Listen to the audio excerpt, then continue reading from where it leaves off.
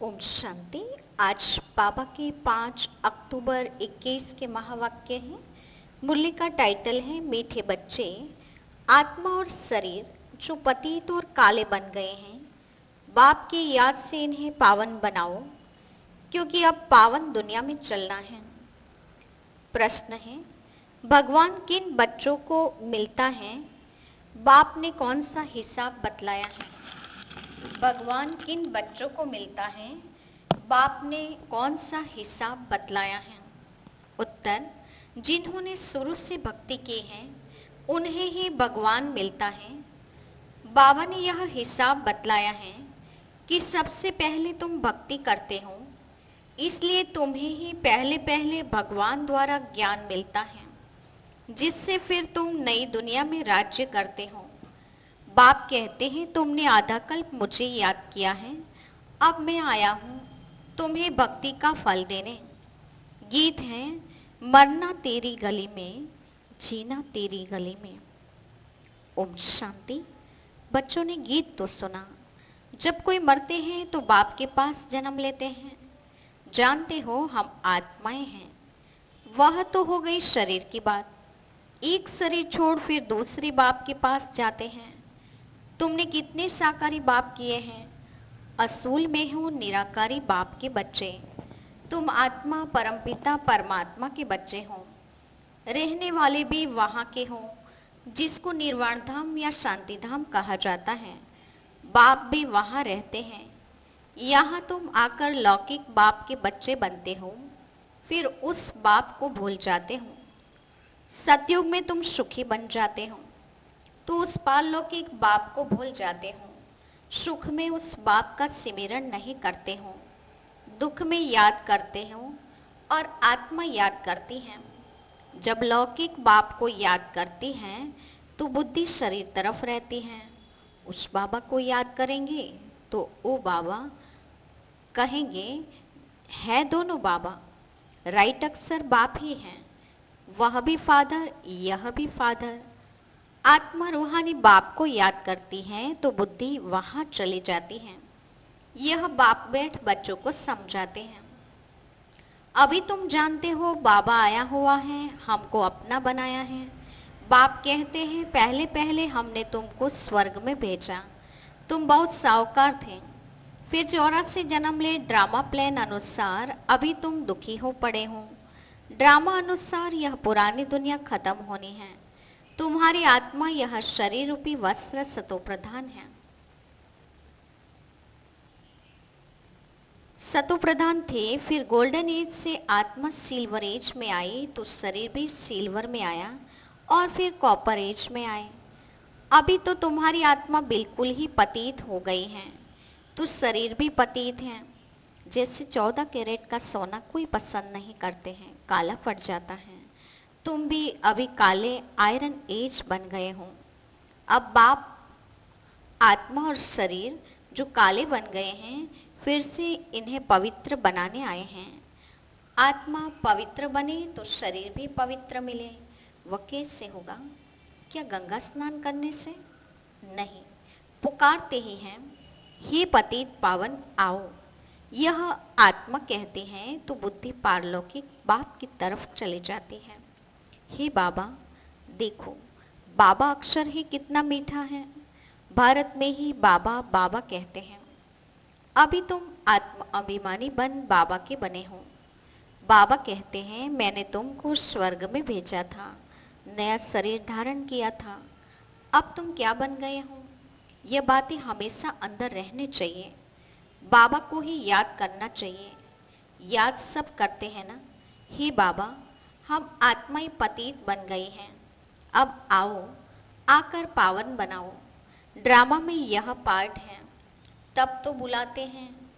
Drama plan अनुसार आएंगे भी तब जब पुरानी दुनिया में नई दुनिया बनती है, तो जरूर संगम पर ही आएंगे। तुम बच्चों को निश्चय है बिलवेड मोस्ट बाबा हैं। कहते भी हैं स्वीट स्वीटेस्ट। अब स्वीट कौन है? लौकिक संबंध में पहले फादर हैं जो जन्म देते हैं, फिर है टीचर। टीचर से पढ़कर तुम मर्तबा पाते हो। Knowledge is source of income कहा जाता है। ज्ञान है नॉलेज, योग है याद, तो बेहद का बाप किसको पता नहीं है। चित्रों में क्लियर दिखाया भी है। ब्रह्मा द्वारा स्थापना शिव बाबा कराते हैं। कृष्ण कैसे राजयोग सिखाएगा? राजयोग सिखलाते ही हैं सतयुग के लिए, तो जरूर संगम पर बाप ने सिखाया होगा। सतयुग की स्थापना करने वाला है बाबा, ब्रह्मा द्वारा कराते हैं। करण करावन हार है ना, वो लोग तो त्रिमूर्ति ब्रह्मा कह देते हैं, परंतु ऊंचते ऊंच शिव है ना। ये साकार है व निराकार है। सृष्टि भी यही है। इस सृष्टि का ही चक्र फिरता है, फिर रिपीट होता रहता है। सूक्ष्म वतन की सृष्टि का चक्र नहीं गाया जाता है। वर्ल्ड की हिस्ट्री ज्योग्राफी रिपीट होती है। गाते भी हैं सतयुग त्रेता द्वापर कलयुग। बीच में जरूर संगम चाहिए, नहीं तो कलयुग को सतयुग कौन बनाए। नरकवासियों को स्वर्गवासी बनाने बाप संगम ही पर तो आते हैं। जितनी पुरानी दुनिया उतना दुख जास्ती। आत्मा जितना तमोप्रधान बनती जाती है उतना ही दुखी होती जाती हैं। देवताएं हैं सतोप्रधान। यह तो हाईएस्ट अथॉरिटी गॉडफादरली यूनिवर्सिटी या गवर्नमेंट है। साथ में धर्मराज भी हैं। बाप कहते हैं तुम शिवालय में रहते थे, अब है वेश्यालय। तुम पावन थे, अब पतित बने हो तो कहते हो हम तो पापी हैं। आत्मा कहती है मुझ निर्गुण हारे में कोई गुण नहीं। कोई भी देवता के मंदिर में जाएंगे तो उनके आगे ऐसे कहेंगे, कहना चाहिए बाप के आगे। उसको छोड़ ब्रदर्स को लगते हैं। यह तो देवता ही ब्रदर्स ठहरे ना। ब्रदर्स से तो कुछ मिलता नहीं है। भाइयों की पूजा करते करते नीचे गिरते आए हूँ। अब तुम बच्चे जानते हो बाप आया हुआ है, उससे हमको वर्षा मिलता है। बाकी मनुष्य तो बाप को जानते ही नहीं, सर्वव्यापी कह देते हैं। कोई फिर कहते अखंड ज्योति तत्व है, कोई कहते वह नाम रूप से न्यारा है। अरे तुम कहते हो अखंड ज्योति स्वरूप है, फिर नाम रूप से न्यारा कैसे हो सकता है? बाप को न जानने के कारण ही पतित बन पड़े हैं। तमो प्रधान भी बनना ही है। फिर जब बाप आए हैं तब सबको पावन बनाए। आत्माएं निराकारी दुनिया में सब बाप के साथ रहती हैं, फिर यहाँ आकर सतो रजो तमो का पार्ट बजाती हैं। आत्मा ही बाप को याद करती हैं। बाप आते भी हैं, कहते हैं ब्रह्मा तन का आधार लेता हूँ, यह है भाग्यशाली रथ। बिगर आत्मा रथ थोड़े ही होता है। कहते हैं भागीरथ ने गंगा लाई। अब यह बात तो हो ही नहीं सकती, परंतु कुछ भी समझते नहीं कि हम कहते क्या हैं। अभी तुम बच्चों को समझाया है, यह है ज्ञान वर्षा। इससे क्या होता है? पतित से पावन बनते हैं। गंगा जमुना तो सतयुग में भी होती हैं। कहते हैं कृष्ण जमुना के कंठे पर खेलपाल करते हैं। ऐसा कोई बातें है ही नहीं। वह तो सतयुग का प्रिंस है। फूल से सभी आकार खुशबू लेते हैं, कांटों से थोड़ी खुशबू लेंगे। अभी तो है ही कांटों की दुनिया। जंगल को बाप आकर गार्डन ऑफ फ्लावर्स बनाते हैं, इसलिए उनका नाम बबुलनाथ भी है। कांटों से फूल बनाते हैं, इसीलिए महिमा गाते हैं कांटों को फूल बनाने वाला बाबा। अब तुम बच्चों को बाप के साथ कितना लव होना चाहिए। अभी तुम जानते हो हम बेहद के बाप के बने हैं। अभी तुम्हारा संबंध उनसे भी है तो लौकिक से भी है। पारलौकिक को याद करने से तुम पावन बनेंगे। आत्मा जानती है वह हमारा लौकिक बाप और यह हमारा पारलौकिक बाप है। भक्ति मार्ग में भी आत्मा जानती है वह हमारा लौकिक बाप और यह गॉडफादर अविनाशी बाप को याद करते हैं। वह बाप कब आकर हेवन स्थापन करते हैं ये किसको भी पता नहीं है। बाप आते ही हैं पतितों को पावन बनाने, तो जरूर संगम पर आएंगे। शास्त्रों में तो कल्प की आयु लाखों वर्ष लिखकर मनुष्य को बिल्कुल घोर अंधियारे में डाल दिया है। कहते हैं जो बहुत भक्ति करते हैं उन्हें भगवान मिलता है, तो सबसे जास्ती भक्ति करने वाले को जरूर पहले मिलना चाहिए। बाप ने हिसाब भी बतलाया है। सबसे पहले भक्ति तुम करते हो, तुमको ही पहले पहले भगवान द्वारा ज्ञान मिलना चाहिए, जो फिर तुम ही नई दुनिया में राज्य करो। बेहद का बाप बच्चों को ज्ञान दे रहे हैं, इसमें तकलीफ की कोई बात नहीं है। बाप कहते हैं तुमने आधा कल्प याद किया है, सुख में तो कोई याद करते ही नहीं, अंत में जब दुखी हो जाते हैं तब हम आकर सुखी बनाते हैं।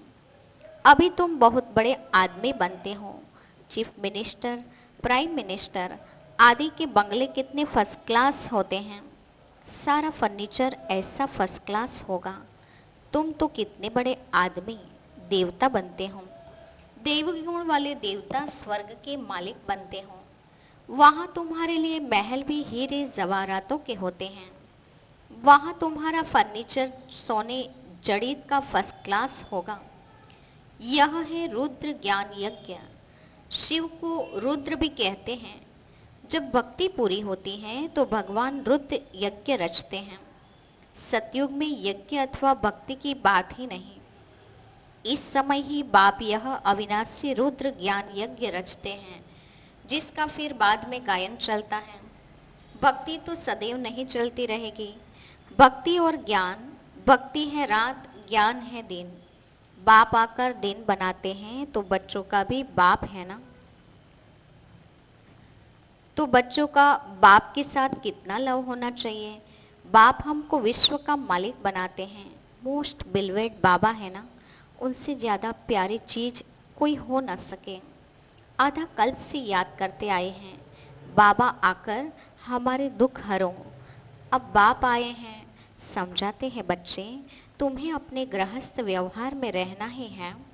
यहाँ बाबा के पास कहाँ तक बैठेंगे, साथ में तो परम धाम में ही रह सकते हैं, यहाँ तो नहीं रह सकते। यहाँ तो नॉलेज पढ़ने की है, नॉलेज पढ़ने वाले थोड़े होते हैं। लाउड स्पीकर पर कभी पढ़ाई होती है क्या? टीचर सवाल कैसे पूछेंगे?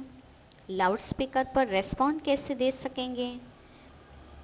इसलिए थोड़े थोड़े स्टूडेंट को पढ़ाते हैं। कॉलेज तो बहुत होते हैं, फिर सबके इम्तहान भी होते हैं, फिर रिजल्ट भी निकलती हैं। यहाँ तो एक बाप ही पढ़ाते हैं। यह भी समझाना चाहिए कि दो बाप हैं, लौकिक और पारलौकिक। दुख में सिमरण उस पारलौकिक बाप का करते हैं। अब वह बाप आया हुआ है। महाभारत लड़ाई भी सामने खड़ी है। वह समझते हैं महाभारत लड़ाई में कृष्ण आया, लेकिन यह तो हो न सके। बेचारे सारे मूंझे हुए हैं, फिर भी कृष्ण कृष्ण करते रहते हैं। अब मोस्ट बिलवेड शिव भी हैं तो कृष्ण भी हैं, परंतु वह है निराकार, वह है साकार। निराकार बाप सभी आत्माओं का बाप है दोनों मोस्ट बिलवेड। कृष्ण भी विश्व का मालिक है ना। अभी तुम जज कर सकते हो कि जास्ती प्यारा कौन है।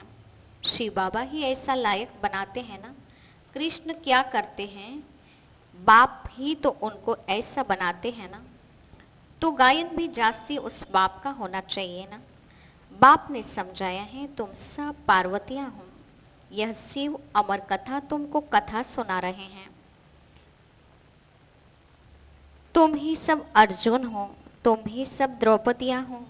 इस विशेष दुनिया को रावण राज्य कहा जाता है। वह है वाइसलेस वर्ल्ड, विकार की बात नहीं।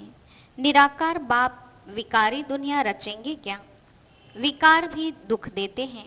सन्यासियों का है ही हठयोग निवृत्ति मार्ग। कर्म संन्यास तो कभी होता ही नहीं। वह तब तो जब आत्मा शरीर से अलग हो जाए। गर्भ जेल में फिर कर्मों का हिसाब शुरू हो जाता है। बाकी कर्म संन्यास कहना रॉन्ग है। हठयोग आदि बहुत सीखते हैं, गुफाओं में जाकर बैठते हैं, आँख से भी चले जाते हैं। रिद्धि सिद्धि भी बहुत है, जादूगरी से बहुत चीजें भी निकालते हैं। भगवान को भी जादूगर, रत्नाकर, सौदागर कहते हैं। लेकिन उनसे कोई को गति सदगति तो नहीं मिल सकती। वह तो एक ही सच्चा सदगुरु आकर सबकी गति और सदगति करते हैं। अच्छा, मीठे मीठे सिकिलते बच्चों के प्रति माता पिता बाप दादा का याद प्यार और गुड मॉर्निंग। रूहानी बाप की रूहानी बच्चों को नमस्ते। हम रूहानी बच्चों की रूहानी माता पिता बाप दादा को याद प्यार और नमस्ते। धारणा के लिए मुख्य सार। पहले पॉइंट, कांटों से फूल बनाने वाले मोस्ट बिलवेड एक बाप हैं, उसे बहुत लव से याद करना है। खुशबूदार पावन फूल बन सबको सुख देना है। दूसरा, यह नॉलेज पढ़ाई सोर्स ऑफ इनकम है, इससे 21 जन्मों के लिए तुम बहुत बड़े आदमी बनते हो, इसलिए अच्छी रीति पढ़ना और पढ़ाना है। आत्म अभिमानी बनना है। आज का वरदान है, बाप दादा को अपना साथी समझकर डबल फोर्स से कार्य करने वाले सहज योगी भव।